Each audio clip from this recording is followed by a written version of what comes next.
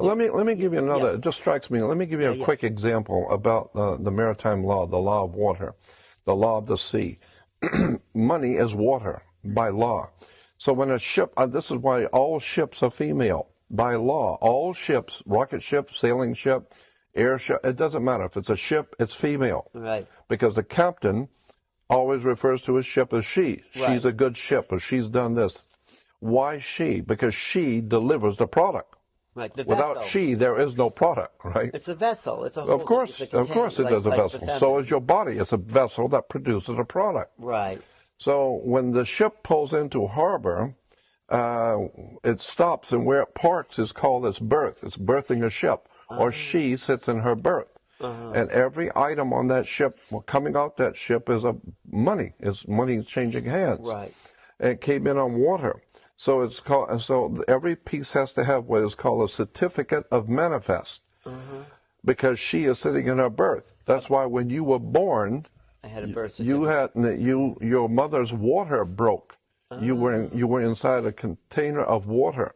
Her water broke, and you came out, Mm. and therefore you have to have a birth certificate Wow. there, and it's got to be signed by the dock, because that's where the ship is sitting. The dock is where the ship That sits. is So funny. once you begin to see how the words and terms are all based on maritime admiralty, the law of water, Mm. the cash flow, the liquid asset. Mm-mm. You, But it's why? not just in English, the dock, the water. Yeah, yeah, I of course. mean, But of but course, other it goes all the languages. way back to the English or British domination of the seas. And Oh. so when the British began to dominate the seas, the Knights Templar Masonic Order of the Knights Templars, who have been in the middle of Asia, Mm. came back into Western Eastern Europe, Mm-hmm. brought all of these concepts, and it was developed into a commercial system of Uh-huh. words Uh-huh.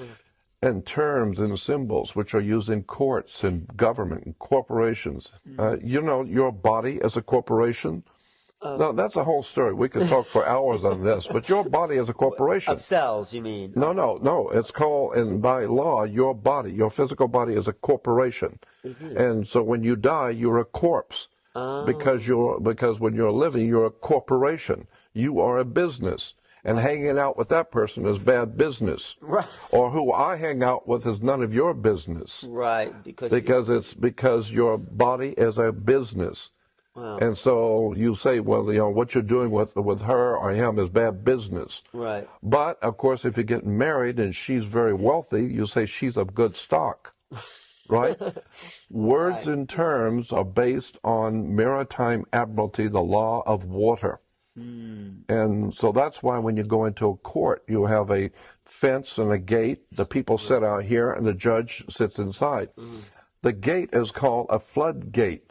When you go through the canal, you have a Right. floodgate. Right. So when you're sitting out here, you're in the law of the land. The judge has no control or no jurisdiction over the people sitting out here. No jurisdiction whatsoever. Right. Because they're But outside the gate. that's outside the gate. Right. Right. That's on land. Right. But when you walk past that gate, now you're in hot water. And someone's going to have to bail you out. Bail. Yeah. Okay? Bail. That's so. Did you write a book about all these No, maritime I've just terms? been studying it for 48 years. Wow. But it's fascinating because when you understand that the whole subject is so large and it would take hours and I'd have to go back to square one and walk through all the words and terms that are used in law and courts Mm. and commerce Yeah. for you to understand how pervasive this concept of water is on the earth. Wow. The law of water, maritime admiralty, uh, it's an extraordinary story about how governments rule the world. And unless you understand this, you're never going to figure out what's going on. Look at it. When you walk into a courtroom and they call your name, you get up and you put your hand on the gate and you open the gate. The moment you put your hand on the gate, by international law, you of your own volition have opened yourself up to maritime admiralty law because you were on the law of the land. As long as you don't touch that gate and go through it, you haven't opened the floodgate. Now, once you open the floodgate, there's a piece of wood on top of that gate, and it's called the bar, and you're not licensed to pass the bar. Right. So what you've done is you've opened the floodgate, but you weren't licensed to pass the bar. So what does that So mean? that means that you are dead. You are now dead. Once you Because- touch that, you are dead. Because you're no longer in control of That's your... right. of You are your- dead. Well, you're considered to be a dead man. That's Because- why the attorney has to speak for you.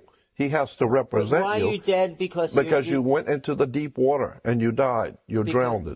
Because you weren't licensed. Because you weren't...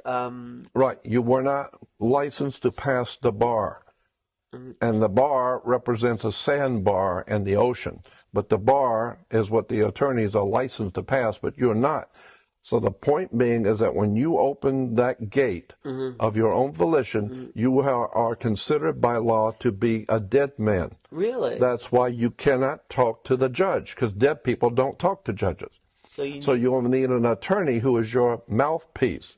He speaks for you because you're dead. Well, should we do away with courts so people can get their lives back? I would think that what you want to do is understand how the system works. Oh, and avoid it. Really. Well, and avoid it if you can.